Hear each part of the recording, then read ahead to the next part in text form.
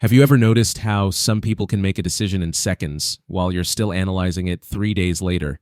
There's something strange about the way your mind works. While others sleep peacefully, you're replaying a conversation from Tuesday, editing your responses, rewriting the script of what you should have said. They tell you to just stop thinking about it, as if your brain came with an off switch they forgot to mention.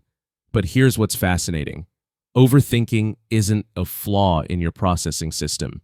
It's your processing system working exactly as it was designed to, just in overdrive, scanning for threats that may never come, solving problems that don't exist yet, preparing for futures that branch into infinite possibilities. So why does your mind do this? Why can't you just let things go? And what does it mean to live inside a brain that never stops running scenarios? Let me show you what's really happening inside the mind of someone who overthinks everything. You know that feeling, don't you? You send a text message, a simple, ordinary text. Hey, are we still on for dinner tomorrow? And then silence. 10 minutes pass.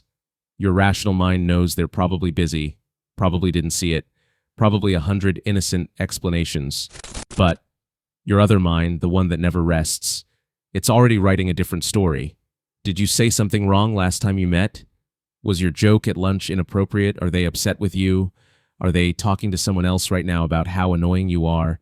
Maybe they're showing your message to other people, laughing at how desperate you sound. Wait, does hey sound too casual, too eager?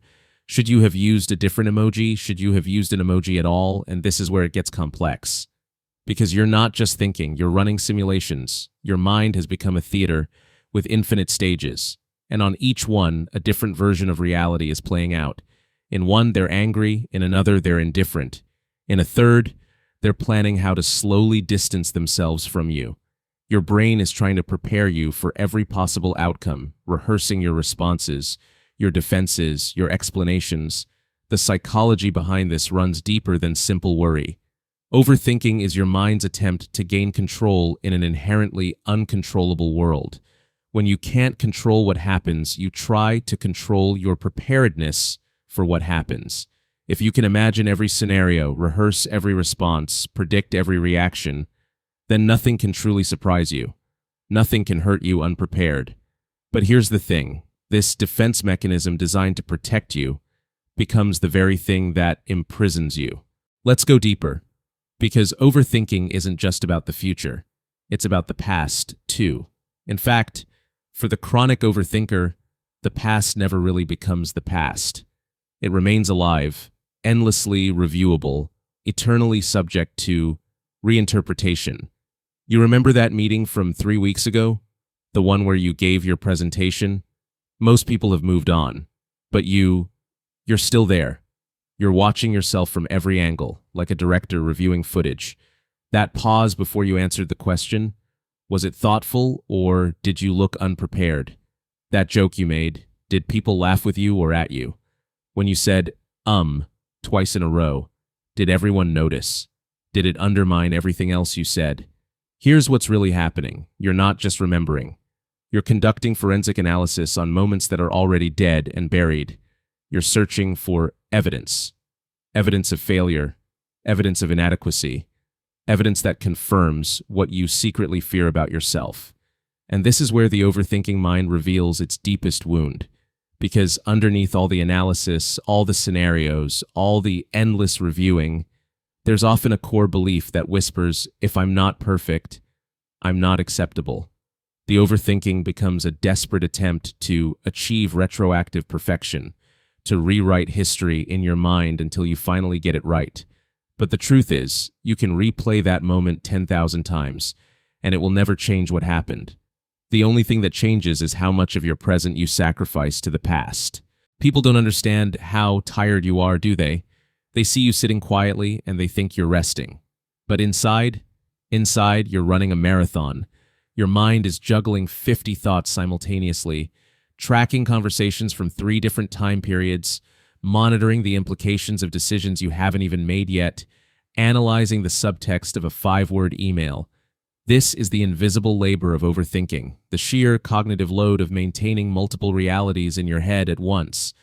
While others experience life as a single stream of consciousness, you're experiencing it as a branching tree of possibilities, each branch splitting into more branches, each scenario spawning counter-scenarios. And the exhaustion isn't just mental, it's physical. Your body doesn't know the difference between a real threat and an imagined one. When you're spiraling through worst-case scenarios, your nervous system responds as if those scenarios are happening right now. Your heart rate increases, cortisol floods your system, your muscles tense. You're in a constant state of low-level fight or flight, preparing for dangers that exist only in your mind. Here's the truth. Overthinking is like leaving every app open on your phone simultaneously. Eventually, the battery dies. Eventually, the system crashes. But here's what's fascinating about the overthinker's mind. It's not broken. In many ways, it's actually quite brilliant. Think about it. The ability to anticipate problems before they arise, that's strategic thinking. The capacity to see multiple perspectives simultaneously, that's emotional intelligence. The tendency to analyze past experiences for lessons, that's how we learn and grow. The overthinker's mind is like a supercomputer that's been programmed for survival. It's constantly scanning, processing, predicting. In genuinely dangerous or complex situations, this is exactly the kind of mind you want. The tragedy isn't that this mind exists, it's that it can't turn off. It applies the same level of analysis to choosing a restaurant as it does to making life-changing decisions. It treats a casual comment from a coworker with the same scrutiny it would give to a medical diagnosis. It's a fire alarm that can't stop ringing. And this is where it gets interesting, because the overthinker often develops remarkable skills precisely because of their overthinking. They become deeply empathetic because they're constantly analyzing how their words and actions might affect others. They become thoughtful communicators because they've rehearsed every conversation before it happens. But the cost is peace. The cost is presence. The cost is the ability to simply be, without analyzing the being itself. Let me tell you what happens in the mind of someone who overthinks. You don't just think, you narrate. You're constantly telling yourself stories about what things mean. A friend cancels plans? You don't just accept the cancellation, you create a storyline about abandonment and your fundamental unlikability. The psychology behind this runs deeper than you might think. Our brains are meaning-making machines. We're hardwired to create narratives that explain our experiences. It's how we make sense of a complex, often chaotic world. But the overthinker's brain doesn't just make meaning, it makes meanings. Plural, multiple interpretations, competing narratives, and almost always it gravitates toward the story that confirms our deepest fears about ourselves. This is called the negativity bias, and it's amplified in the overthinking mind. Your brain gives more weight to negative interpretations because, from an evolutionary perspective, it's safer to assume the rustling in the bushes is a predator than to assume it's just the wind. Better to be paranoid and alive than optimistic and eaten. But here's the thing. You're not living in the wilderness anymore. The threats you're preparing for aren't predators, they're possibilities. And most of them never happen. So what does this mean for you, living with a mind that overthinks everything? It means understanding that you probably won't stop overthinking entirely. This is how your brain is wired. But you can change your relationship with it. You can learn to recognize when overthinking is serving you and when it's sabotaging you. You can start to notice the difference between productive reflection and destructive rumination. Productive reflection moves toward understanding and action. It has a destination. Destructive rumination just loops, reviewing the same material over and over, going nowhere, solving nothing. You can practice catching yourself in the middle of a thought spiral and asking, is this thought helping me? Is this scenario likely? Is this worry about something I can actually control? And here's the most important question. Am I thinking, or am I thinking about thinking about thinking? Because that's what overthinking really is. Metacognition run amok. You're not just processing an experience. You're processing your processing, analyzing your analysis, worrying about your worrying. The person who overthinks everything is often searching for one thing: certainty. If I can just figure it all out, understand all the angles, prepare for every possibility, then I'll finally feel safe. But certainty is an illusion. Life is inherently uncertain. No amount of thinking will change that. The only certainty is this moment, right now.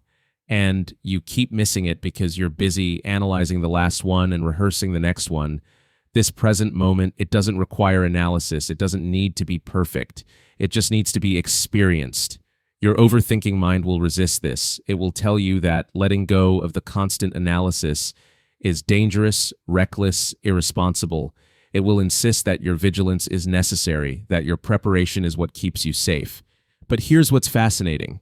The most peaceful moments of your life probably weren't the ones where you had everything figured out. They were the moments when you forgot to analyze, when you got so absorbed in something that the thinking stopped, when you laughed so hard you forgot to monitor whether you were laughing correctly, when you felt so moved by beauty that you forgot to prepare for what comes next.